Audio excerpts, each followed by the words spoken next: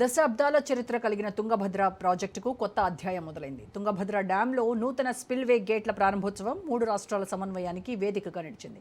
కర్ణాటకలోని మునీరాబాద్లో జరిగిన కార్యక్రమంలో AP CM Chandrababu, Telangana CM Revanth Reddy, Karnataka CM DK Shivakumar, కేంద్ర జలశక్తి శాఖ మంత్రి సిఆర్ పాటిల్ పాల్గొన్నారు. తుంగభద్ర ప్రాజెక్టు రాయలసీమకు సాగునీరు, పలు ప్రాంతాలకు తాగునీరు అందించే జీవనాడి అని ఈ సందర్భంగా ఏపీ ముఖ్యమంత్రి చంద్రబాబు తెలిపారు. నీరు ఉంటేనే నాగరికత, అభివృద్ధి సాధ్యమని, ప్రాజెక్టులు ఆధునిక దేవాలయాలంటూ ఏపీ, తెలంగాణ, కర్ణాటక ముఖ్యమంత్రులు వ్యాఖ్యానించారు. తుంగభద్ర గేట్ల పునరుద్ధరణ చరిత్రలో నిలిచిపోతుందని, 3 రాష్ట్రాల రైతులకు దీర్ఘకాలిక ప్రయోజనాలు చేకూరుస్తుందని తెలంగాణ సీఎం రేవంత్ రెడ్డి అన్నారు.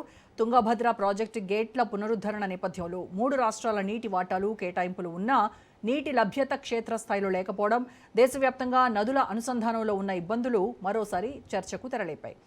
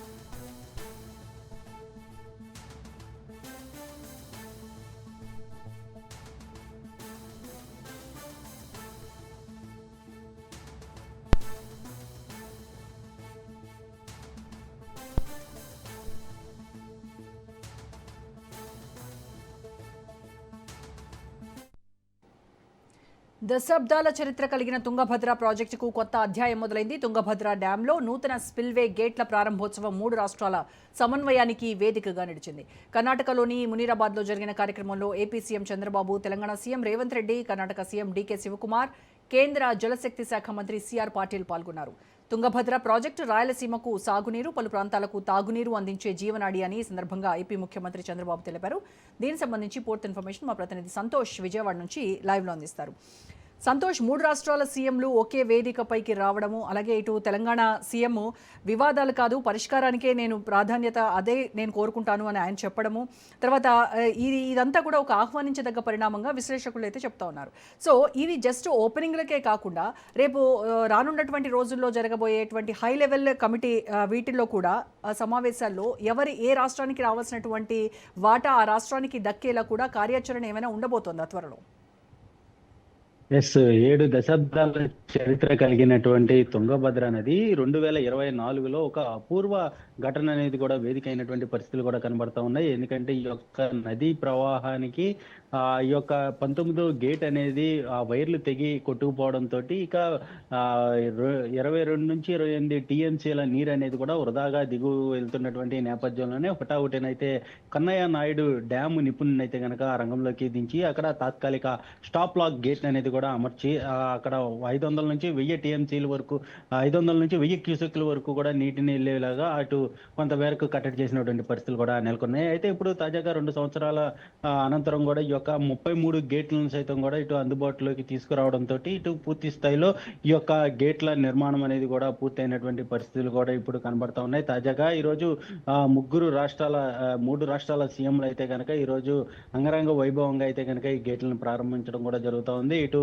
కర్ణాటక నుంచి డికే శివకుమార్ కావచ్చు, ఇటు సీఎం చంద్రబాబు నాయుడు, తెలంగాణ ముఖ్యమంత్రి రేవంత్ రెడ్డి, ముగ్గురు ఈ యొక్క ఒకే వేదికపై కూడా ఈ యొక్క తుంగభద్ర గేట్లను అయితే ప్రారంభించినటువంటి నేపథ్యంలోనే ఒక మెసేజ్ అనేది కూడా, ఎందుకంటే నీటిని అందరూ కూడా అన్ని రాష్ట్రాలు సద్వినియోగం చేసుకునే విధంగా, అదే విధంగా అన్ని విధాలుగా కూడా ముందుంటాము, 3 రాష్ట్రాల అభివృద్ధి కొరకు కూడా 3 సీఎంలు కలిసికట్టుగా పనిచేస్తామనే సంకేతాన్ని అయితే కనుక ఈ యొక్క వేదికగా ఇవ్వడం కూడా జరుగుతోంది. దీనికి సంబంధించి కేంద్ర మంత్రి ముఖ్యమంత్రి సిఆర్ పాటిల్ సమక్షంలో అయితే కనుక ఈ యొక్క వేదిక అనేది కూడా నిలిచినటువంటి పరిస్థితులు కూడా కనబడతా ఉన్నాయి. అయితే ఇటు సాగునీరు కావచ్చు, త్రాగునీరు, అదేవిధంగా విద్యుత్ ఉత్పత్తి కావచ్చు, అదేవిధంగా ఇటు కర్ణాటక రాష్ట్రానికి ఎంతో చారిత్రాత్మకంగా ఉన్నటువంటి హంపి అభివృద్ధి కోసం కావచ్చు, అదేవిధంగా కర్నూలు మన ఆంధ్రప్రదేశ్కి సంబంధించి కర్నూలు రాయలసీమ ప్రాంతం అభివృద్ధికి కావచ్చు, వీటంటే అన్ని అంశాలు కూడా తుంగభద్ర నది అనేది కూడా ఎంతో కీలకంగా మారినటువంటి పరిస్థితులు. మరోవైపు ఈ యొక్క పరోక్షంగా తెలంగాణ సైతం కూడా ఈ యొక్క నీటిని వినియోగించుకున్నటువంటి పరిస్థితులు. అంటే ఇటు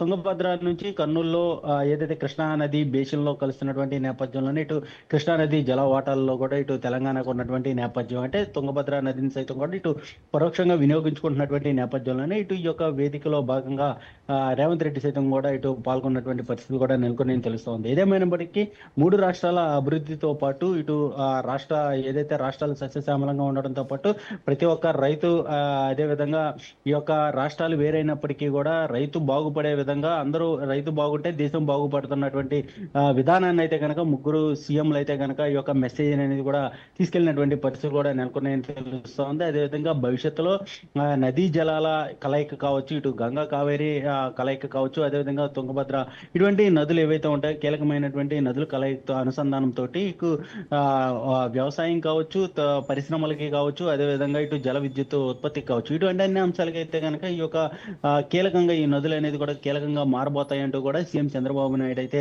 ప్రస్తావించడం కూడా జరుగుతుంది. అయితే ప్రధానంగా చూసుకున్నట్లయితే కనుక ఇప్పటి వరకు కృష్ణాకి సంబంధించినటువంటి నదీ జలాల వాటాల పంపకాలు కావచ్చు, అదేవిధంగా ఇటు పోలవరం మనకచర్ల ప్రాజెక్టులు కావచ్చు, ఇటువంటి అన్ని అంశాల్లో కూడా కొంత ఏదైతే తెలంగాణ ప్రభుత్వం కొంత కీలకమైనటువంటి అంశాలు అయితే కనుక అడ్డుపడినప్పటికీ కూడా ఇటు రాష్ట్రాలు వేరైనప్పటికీ కూడా కొన్ని కీలకమైనటువంటి అంశాలు, సున్నితమైన అంశాలు కలిసికట్టుగా తీసుకుంటే మాత్రం తప్పనిసరిగా రాష్ట్రాలు ముందుకు వెళ్తాయి. అదేవిధంగా దేశ అభివృద్ధిలో మూడు రాష్ట్రాలు కూడా కీలకంగా మారబోతాయంటూ కూడా ఈ యొక్క వేదిక నుంచి కూడా ఒక కీలకమైనటువంటి సందేశాన్ని అయితే కనుక ప్రజలకు ఇచ్చినటువంటి పరిస్థితులు కూడా నెలకొన్నాయని తెలుస్తూ ఉంది. Right, thank you Santosh.